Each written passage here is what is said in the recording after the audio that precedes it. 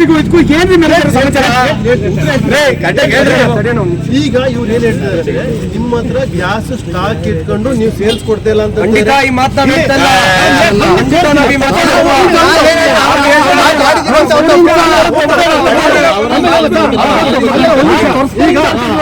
ಇವ್ರ ಮನಸ್ಸು ಇರ್ಬೋದು. ನಮ್ಮ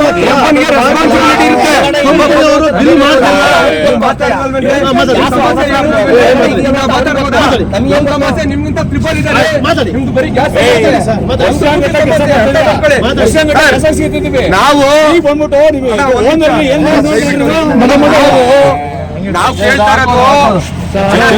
ಕೊಡೋದು ಬೇಡ, ನಿಮ್ಗೆ ಸೌಕರ್ಯಗಳು ಸೌಲಭ್ಯಗಳು ಸಿಗುತ್ತೆ ಅಂತ ಹೇಳ್ತಿದ್ದಾರೆ. ಒಂದು ಊಟ ಮಾಡೋಣ ಅಂದ್ರೆ 50 ರೂಪಾಯಿ ಇರೋದು 80 ರೂಪಾಯಿ ಆಗಿದೆ. ಇಂಥ ಸಮಸ್ಯೆಗಳಲ್ಲಿ ಜೀವನ ಮಾಡ್ತಾ ಇದ್ದೀವಿ ಸರ್. ಬಾಡಿಗೆ ಕಟ್ಟೋಕ್ಕಾಗ್ತಾ ಇಲ್ಲ, ಮನೆ ಜೀವನ ನಡೆಸೋಕ್ಕಾಗ್ತಾ ಇಲ್ಲ, ಮಕ್ಕಳು ವಿದ್ಯಾಭ್ಯಾಸ ಮಾಡೋಕ್ಕಾಗ್ತಾ ಇಲ್ಲ, ಮೆಡಿಸನ್ ತೊಗೊಂಡೋಗೋಕ್ಕಾಗ್ತಾ ಇಲ್ಲ. 6000 ಚಿಲ್ಲರೆ ಆಟೋ ಆಗಿದೆ ಸರ್. ಕೋವಿಡ್ ಬಂದಾಗ್ಲಿಂದನೂ ನರಳು ಹೋಗ್ತಾ ಇದ್ದೀವಿ. ಇದ್ರ ಮಧ್ಯದಲ್ಲಿ ಗ್ಯಾಸ್ ರೇಟ್ಗಳು ಜಾಸ್ತಿ ಆಗಿದೆ. ಇದ್ರ ಮಧ್ಯದಲ್ಲಿ ಯುದ್ಧ ಬಂತು ಸರ್. ಮಂಚ ಸಹಿಸು ಅಂದರೆ ಇಲ್ಲಿ ತನಕ ಸಹಿಸ್ತಾನೆ ಸರ್. ಕೋಟಿಗಟ್ಟಲೆ ಲೂಟಿ ಹೊಡಿತಾ ಇದ್ದಾರೆ ಸರ್. ಕೇಳೋರಿಲ್ಲ, ಯಾರು ಕೇಳ್ತಾ ಇದ್ದಾರೆ ಸರ್?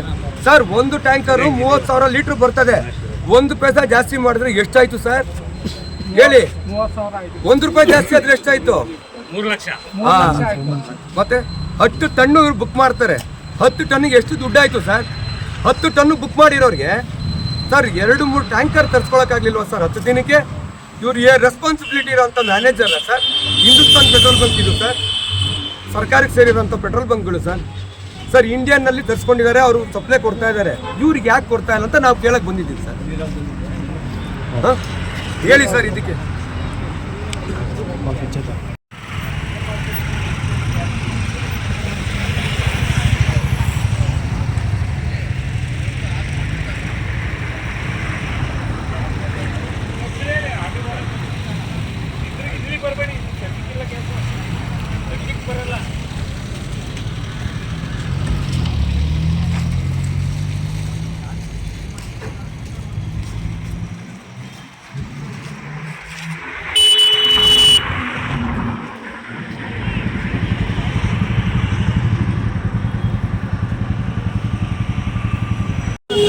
ಬೇರೆ ಬಂಕ್ಗಳಿಗೆ ಗ್ಯಾಸ್ ಬರ್ತಿದೆ, ನಿಮ್ಮ ಬಂಕ್ಗಳಿಗೆ ಯಾಕೆ ಗ್ಯಾಸ್ ಬರ್ತಿಲ್ಲ? ಅದು ಬಿಟ್ಟು ಬೇರೆ ಏನೋ ಕೇಳ್ತಾ ಇಲ್ಲ.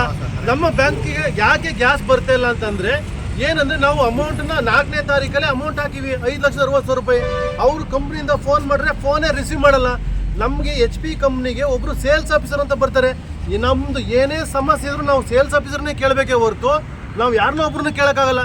ನಾವು ಸೇಲ್ಸ್ ಆಫೀಸರ್ ಕೇಳಿದಾಗ ಅವ್ರೇನಂತ ಹೇಳ್ತಾರೆ ಅಂದರೆ, ಸರ್ ಹಿಂಗೆ ಪ್ರಾಬ್ಲಮ್ ಇದೆ, HP ಕಂಪ್ನಿಗಳಿಗೆ ಲೋಡ್ ಆಗ್ತಾ ಇಲ್ಲ.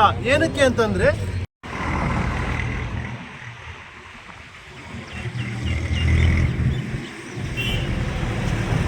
ತೋರ್ಸ